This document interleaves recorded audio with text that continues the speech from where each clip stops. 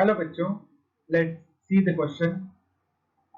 Pick the set of correctly corresponding to the given statement as true or false. Number 1. On heating, the violet color of TiH2O6Cl3 is disappeared.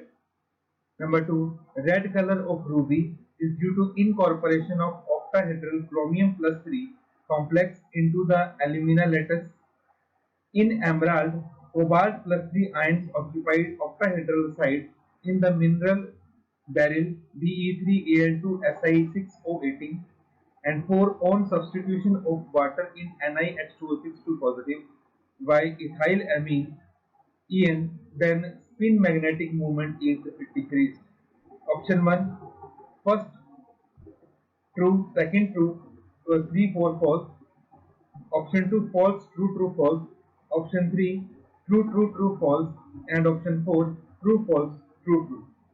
आपको जो चार statement दी गई हैं, आपको बताना है कि इन चारों स्टेटमेंट में से करेक्ट स्टेटमेंट कौन सा रहेगा या कौन सा पेयर यहाँ पे हमारे पास बनेगा. Now students, first of all let's discuss about the key concept.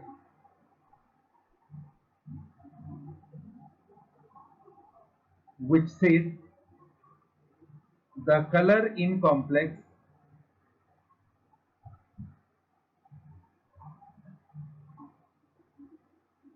is due to DD transition. अगर किसी कॉम्प्लेक्स में DD ट्रांजिशन होगी तो वो कलर्ड होगा, अदरवाइज वो कलरलेस होगा. या हम इसको इजीली ऐसे भी समझ सकते हैं कि अगर किसी मॉलिक्यूल में कॉन्फ़िगरेशन D0 है या D10 है, then there will be no colour. इसके अलावा और कोई होगी तो वो कलर्ड होगा. अब सबसे पहला जो कॉन्सेप्ट ये बोल रहा है स्टूडेंट, आपको इसने कॉम्प्लेक्स दिया है टाइटेनियम का TiH2O6Cl2. ऐसा कहता है अगर हम इसको हीट करें, इस कलर का कॉम्प्लेक्स वायलेट होता है तो ये कलरलेस हो जाता है. तो स्टूडेंट्स ये एकदम करेक्ट स्टेटमेंट है, बिकॉज ऑन हीटिंग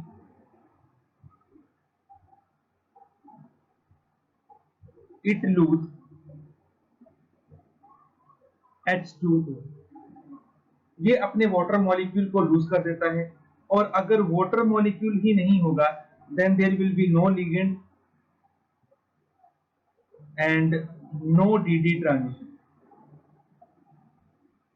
अगर DD ट्रांजिशन ही नहीं होगा तो ये कलरलेस दिखेगा. तो इसका मतलब फर्स्ट वाली जो स्टेटमेंट ये दे रहा है वो आपकी एक ट्रू स्टेटमेंट है. अब सेकंड स्टेटमेंट की बात करते हैं. Red colour of ruby is due to incorporation of octahedral chromium 3 complex into the alumina lattice. Students, जो हमारे पास रूबी होता है, रूबी जिसको कि हम जेमस्टोन भी बोलते हैं, रूबी जनरली जो भी कलर अपना शो करता है वो इसीलिए करता है क्योंकि जो एल्यूमिना होता है Al2O3, उसकी साइड में क्रोमियम आयन होता है +3. इसी क्रोमियम +3 की वजह से वहां DD ट्रांजिशन होती है और कलर आता है. तो जो सेकंड स्टेटमेंट ये दे रहा है वो भी एक ट्रू स्टेटमेंट है. अब बात करते हैं स्टूडेंट थर्ड स्टेटमेंट की. थर्ड स्टेटमेंट में ये कह रहा है कि जो एमराल्ड होता है, एमराल्ड का कलर आपके पास, जो भी कलर होता है एमराल्ड का, वो आपके पास कोबाल्ट +3 आयन की वजह से होता है. कि जो कोबाल्ट +3 आयन है वो ऑक्टाहेड्रल साइड में होता है बेरिल की Be3Al2Si6O18 की. ये वाली जो स्टेटमेंट है स्टूडेंट, ये एक रॉन्ग स्टेटमेंट है क्योंकि कोबाल्ट +3 उसमें नहीं होता. उसमें भी क्रोमियम +3 आयन की प्रेजेंस की वजह से DD ट्रांजिशन होती है, तभी वो कलर्ड होता है. तो कोबाल्ट वाली जो स्टेटमेंट है इसको ये फॉल्स बोल रहा है, ये यहाँ पे फॉल्स स्टेटमेंट है. और लास्ट स्टेटमेंट में ये बोल रहा है कि अगर आपके पास कोई कॉम्प्लेक्स है जो आपको दे रखा है निकल H2O6 पॉजिटिव, निकल H2O6 पॉजिटिव, इस कॉम्प्लेक्स में अगर वाटर की जगह पे हम En को लगा दें. अब En तो स्ट्रॉन्ग लिगेंड है और वाटर आपका वीक लिगेंड है.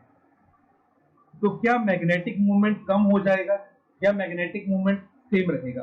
तो देख लेते हैं स्टूडेंट्स, निकल जब +2 में होता है तो निकल की कॉन्फ़िगरेशन होती है लास्ट में 3d8, और 3d8 में हम कभी भी पेयरिंग नहीं करवाते। 1 2 3 4 5 6 7 एंड 8, लिगेंड चाहे वीक हो चाहे स्ट्रांग हो, इसमें पेयरिंग कभी भी नहीं होती, क्योंकि पेयरिंग करवा के भी हमें एक ही डी ऑर्बिटल मिलता है। तो इसीलिए निकल +2 पे लिगेंड के चेंज होने का कोई भी इफेक्ट नहीं पड़ता। जो आपके पास मैग्नेटिक मोमेंट होगा, मैग्नेटिक मोमेंट रिमेन सेम। तो दैट मीन्स जो फोर्थ स्टेटमेंट ये आपको दे रहा है वो भी एक फॉल्स स्टेटमेंट है। तो आपके पास पहली स्टेटमेंट ट्रू है, दूसरी भी ट्रू है, तीसरी फॉल्स है और चौथी भी फॉल्स है। अब हम अपने ऑप्शन देख लेते हैं। तो आप देख सकते हैं ऑप्शन नंबर 1 जो है वो आपकी कंडीशंस को फुलफिल कर रहा है। That first statement is true, second is true, third false, fourth भी फॉल्स। तो option number 1 is your correct option. Hope you understood it well. Best of luck.